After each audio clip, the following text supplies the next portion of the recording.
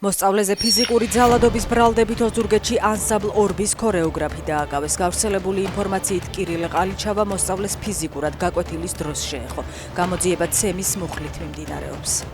სირიაში საქართველოდან ექსპორტმა რეკორდულ მაჩვენებელს მიაღწია. 11 თვეში ექსპორტირებულია $7 მილიონი თხილი.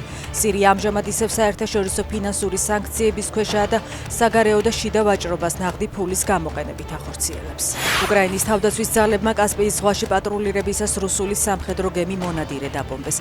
გენშტაბის ცნობით კასპიის ზღვაში ასევე დაბომბეს ლუკოილის კუთვნილი ნავთობისა და გაზის საბურგი პლატფორმა. ბრიანსკის ოლქში გასულ ღამეს უკრაინამ დრონებით ააფეთქა რუსების იარაღის საცავი. ზაპოროჟიეს ოლქში კი საარტილერიო დარტყმებით ოკუპანტებისგან გაწმიდეს ერთ-ერთი დასახლებული პუნქტი რუსი სამხედროებით ტყვე დაიყვანეს და მათი ჯავშან მანქანები დაწვეს.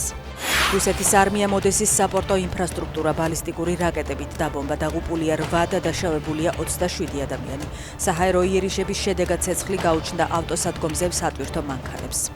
ისრაელში დააკავეს რუსეთის მოქალაქე, რომელიც ირანის სასარგებლოდ ჯაშუშობდა. შესანიღბად კი თელ-ავივის ოპერაში დამლაგებლად მუშაობდა.